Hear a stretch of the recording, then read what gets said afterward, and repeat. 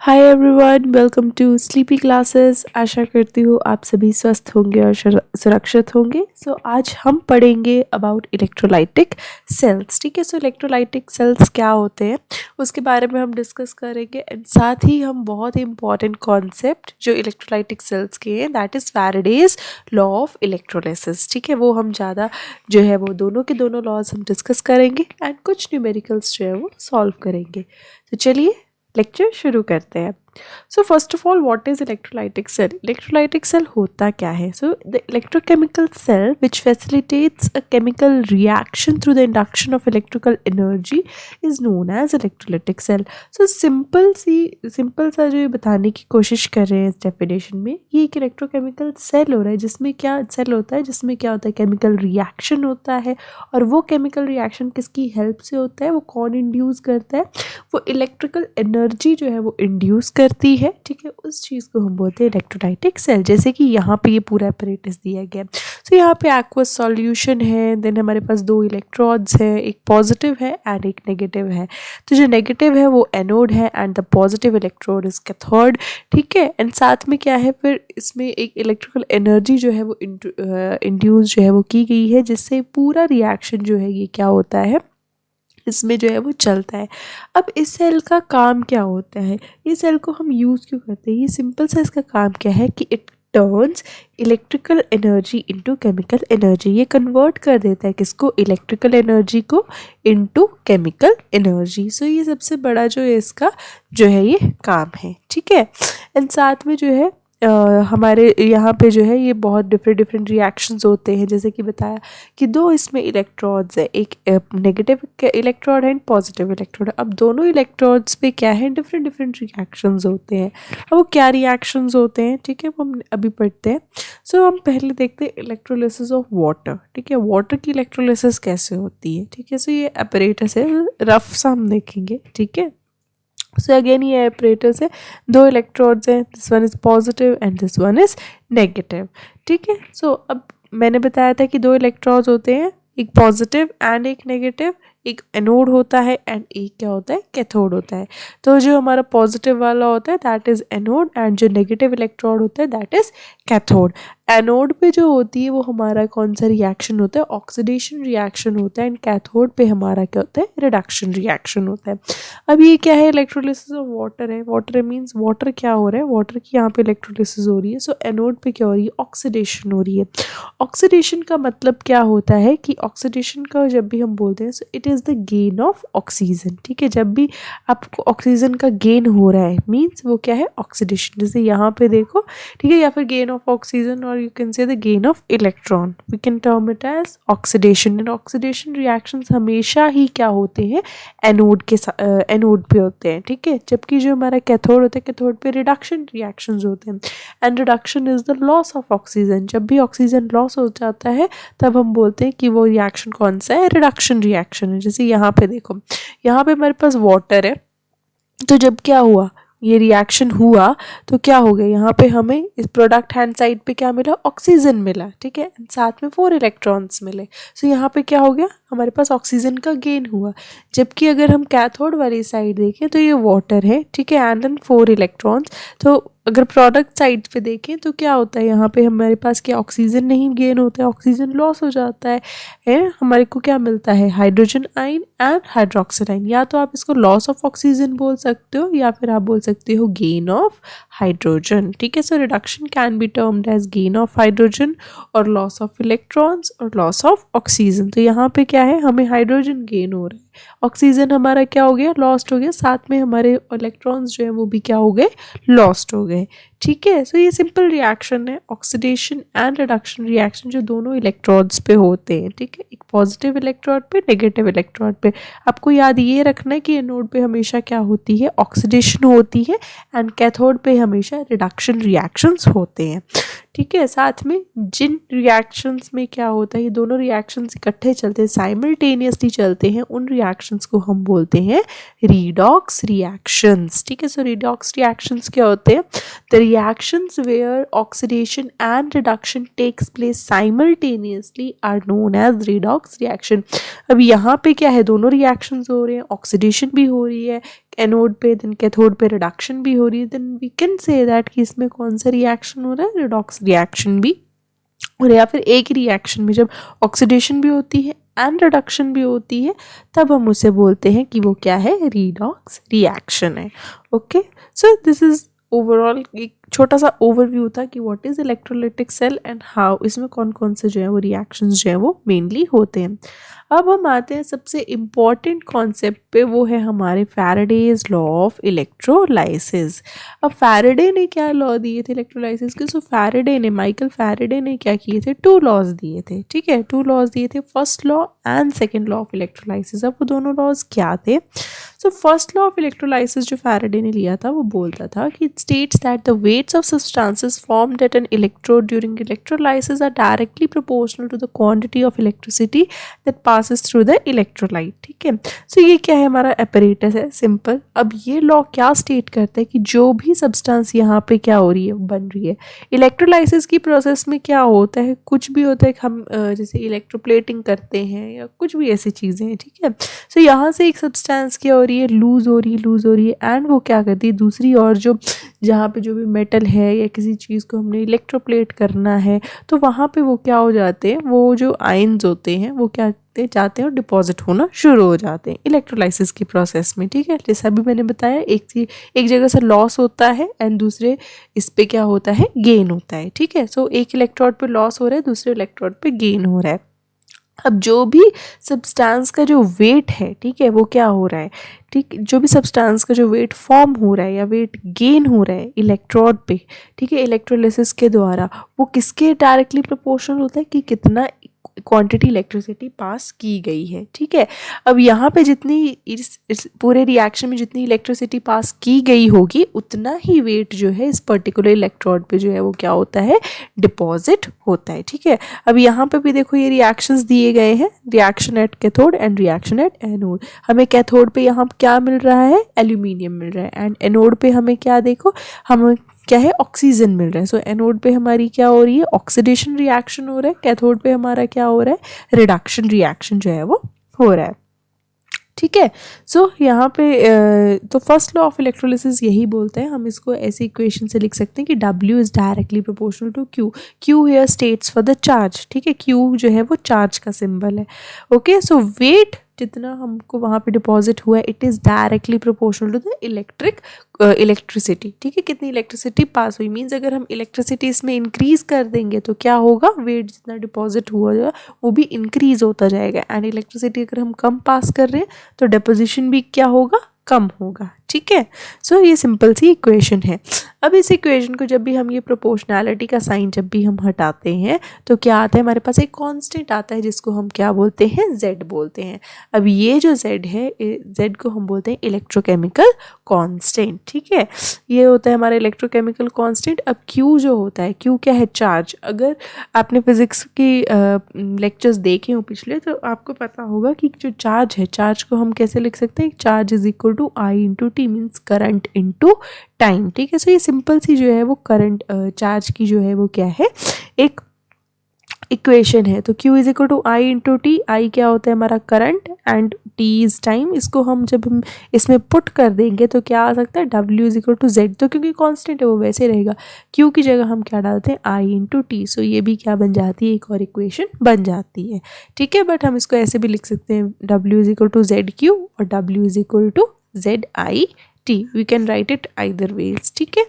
अब एक क्वेश्चन जो है वो सॉल्व करते हैं। सो क्वेश्चन क्या है, when 100 coulomb of charge is pass through copper sulphate solution, x gram of copper is deposited, how much charge should be passed through the solution to deposit 5x gram of copper. अब ये question जो है ये देखने में tricky लग रहा है बट ये बहुत ही ज़्यादा सिंपल है। सिंपल इसमें बोला गया है कि जो है कॉपर सल्फेट के सॉल्यूशन से क्या है, 100 कूलम का जब चार्ज हमने पास किया तब हमें क्या मिला, x ग्राम ऑफ कॉपर जो है वो डिपॉजिट हुआ, ठीक है। लेट्स से ये हमारा इलेक्ट्रोलाइटिक सेल है, ठीक है। Okay, so ignore my drawing. Okay, ये हमारा इलेक्ट्रोलाइटिक सेल है, ये 2 इलेक्ट्रोड्स हैं।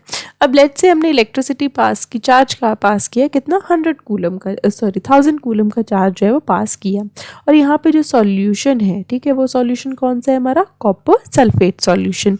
अब हमने जब इलेक्ट्रिसिटी पास की तो यहाँ पे जो कॉपर हमारे को डिपॉजिट हुआ, ठीक है, वो लेट्स से था, वो था x ग्राम। ठीक है, अब कितना चार्ज हमें पास करना चाहिए कि जो हमारा जो सॉल्यूशन का में जो डिपॉजिट है वो कितना हो जाए, 5x हो जाए। ठीक है, तो अब हमें क्या कैलकुलेट करना है कि हमें और कितना चार्ज पास करना पड़ेगा कि जो यहाँ पे डिपॉजिट है वो कितना हो जाए, 5x ग्राम हो जाए। ठीक है, तो ये सिंपल सा क्वेश्चन है। तो हम पहले केस में देखते हैं। फर्स्ट केस में हमें क्या दिए गए, तो पहले हम उसे सॉल्व करने की कोशिश करते हैं। तो हमारे पास क्या दिया है, Q is equal to 1000 coulomb, weight कितना दिया गया है, x ग्राम। ठीक है, सो सिंपल इक्वेशन से according to Faraday's first law of electrolysis, W is equal to Z into q.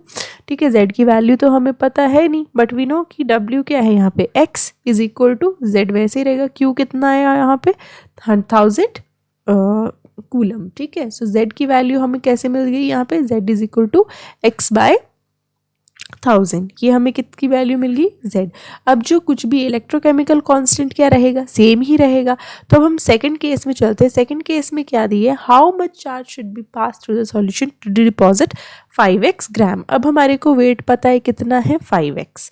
ठीक है, और साथ में हमें क्या पता है, हमें बाकी तो हमें क्या निकालना है, हमें चार्ज निकालना है, क्यू हमें क्या है निकालना है। अगेन वही according to Michael Faraday's first law, W is equal to Z into Q.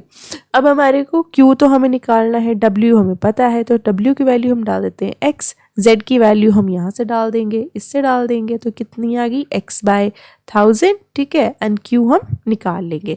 तो जब हम इसको सॉल्व करेंगे तो कैसे आएगा, यहाँ पे देखो कि Q is equal to 5x into, okay 5x into x, ये सो हम x को ऐसे लिख लेते हैं, 5x इंटू 1000 ओवर कितना x, तो x से x कट गया, तो कितना आ गया 5000 कूलम। तो कितना चार्ज चाहिए हमें, Q इक्वल टू 5000 कूलम। ये इसका सिंपल सा क्या आ गया, आंसर जो है वो आ गया। सो बहुत ही सिंपल प्रॉब्लम थी, तो आपने इसे बस बेसिक कॉन्सेप्ट्स को याद रख के यहाँ पे प्रॉब्लम्स जो है वो सॉल्व करनी है। ठीक है, ओके, नेक्स्ट हम चलते हैं अब to the second law of electrolysis. अब जो फैराडे था, फैराडे का सेकेंड लॉ क्या बोलता है कि it states that the weights of different substances formed by the passage of same quantity of electricity are proportional to equivalent weight of each substance. ठीक है, मीन्स जो हमारा, जैसे यहाँ पे देखो, यहाँ पे हमारे तीनों इलेक्ट्रोलाइटिक सेल हैं, अब तीनों में सेम इलेक्ट्रिसिटी जो है वो पास हो रही है।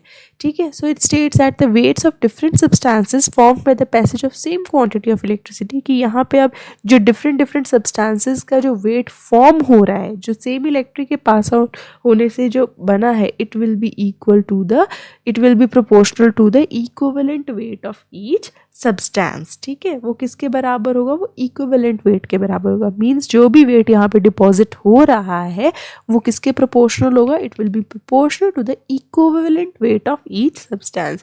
इक्विवेलेंट वेट हम किसको बोलते हैं, इक्विवेलेंट क्या होता है, it is the mass of one equivalent, मतलब कि mass of a given substance which will combine with or displace a fixed quantity of another substance। ठीक है, जो ये तो combine कर जाएगा या displace हो जाएगा with the fixed quantity of different substance, तो उसको हम बोलते हैं हमारा equivalent weight। और इसको सिंपल सी इक्वेशन है कि W is directly proportional to E। W क्या है, हमारा weight है, एंड E क्या है, अगेन इक्विवेलेंट वेट। ठीक है, सो अगर मैं प्रोपोर्शनैलिटी का साइन अगेन रिमूव भी करती हूँ, ठीक है, तो आप इसको ऐसे भी लिख सकते हैं, W1 over W2 is equal to E1 over E2, और we can either write it as W1 E2 into E1 into W2। ठीक है, so this is simple equation जो हम लिख सकते हैं, बिकॉज यहाँ पे क्या है, डिफरेंट इलेक्ट्रोलाइटिक सेल्स लेते हैं। यहाँ पे हमने एक इलेक्ट्रोलाइटिक सेल्स नहीं लिए, 3 इलेक्ट्रोलाइटिक सेल्स हैं, और तीनों में सेम अमाउंट की जो इलेक्ट्रिसिटी है वो पास हो रही है, और यहाँ पे वेट भी क्या हो रहा है, डिपॉजिट हो रहा है। जो वेट भी डिपॉजिट हो रहा है, तो ये जो वेट है वो किसके directly proportional, it will be the equivalent wait. ठीक है, मीन्स अगर ये वेट इंक्रीज करेगा तो इक्विवेलेंट वेट भी इंक्रीज करेगा। ठीक है, सो सिंपल याद रखना कि W is directly proportional to E, और we can write as W1 over W2 is equal to E1 over E2। 2, ठीक है, सिंपल थिंग। अब क्वेश्चंस प्रैक्टिस करते हैं। तो क्वेश्चन क्या है, a certain quantity of electricity is pass through aqueous solution of silver nitrate, add cupric salt connected in series. The amount of silver deposited is 1.08 gram. The amount of copper deposited is, अब बोला है कि दो electrolytic sales है, ठीक है, एक ये है और एक ये है। अब एक में क्या है, एक में हमारा जो सॉल्यूशन है वो कौन सा सॉल्यूशन है, silver nitrate means AgNO3, and दूसरे में हमारा जो सॉल्यूशन है वो कौन सा है, क्यूप्रिक सॉल्ट, ठीक है, समथिंग कॉपर सॉल्ट का कोई सॉल्यूशन है, ठीक है, कॉपर सल्फेट भी हो सकता है।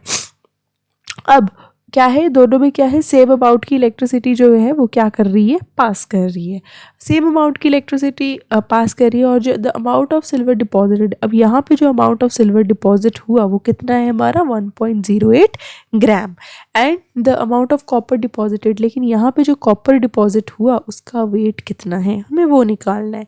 हमें एटॉमिक वेट दिया है कॉपर का, हमें एटॉमिक वेट दिया है सिल्वर का।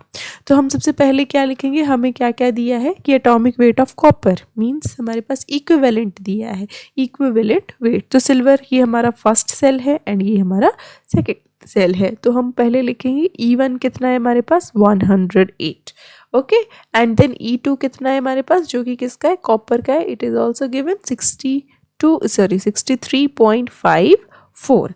अब हम सेकंड आ जाते हैं वेट की तरफ। तो वेट 1 जो सिल्वर का है, ओके, E1 E2 रहने देते हैं, E1 इज Ag एंड इसको हम लिख लेते हैं Cu, ठीक है। सो वेट 1 भी हम इसको ऐसे लिख सकते हैं, इट्स Ag, तो वो कितना हो गया, Ag जो है वो कितना हमें दिया है, इट्स 1.08 ग्राम्स।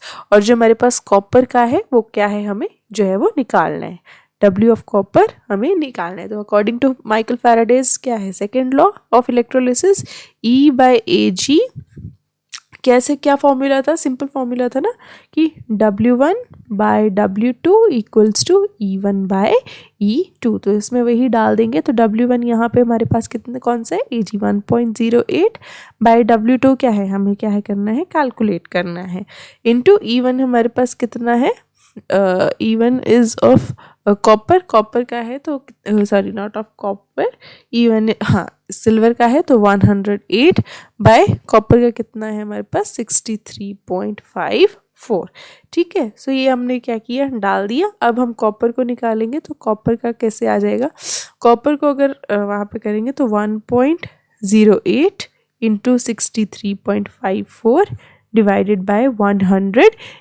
ठीक है। सो ये क्या आ गई हमारे पास, सिंपल क्या आ गई हमारे पास, इक्वेशन जो है वो आ गई, okay. So just wait, okay, simple है। तो इसको हम कैलकुलेट करेंगे तो हमारे पास आगे क्या आएगा, कुछ ना कुछ इस पे जो है वो हमारे पास आंसर जो है वो आ जाएगा, ठीक है। So you can very well do the calculation part, आप कैलकुलेशन पार्ट इस पे कर सकते हो। और हमारे पास नेक्स्ट क्या आ जाएगा इसमें से जो रेस्ट आंसर है वो क्या आ जाएगा, तो सिंपल हमने क्या किया, वहाँ पे जो है हमने इसमें वैल्यूज़ जो थी वो पुट की एंड हमारे पास आंसर जो है वो आ गया, ठीक है। So this was all about today's lecture and I hope आप सभी के डाउट्स क्लियर हो गए होंगे। हम जल्दी मिलेंगे नेक्स्ट लेक्चर में, तब तक के लिए stay safe, take care and bye bye.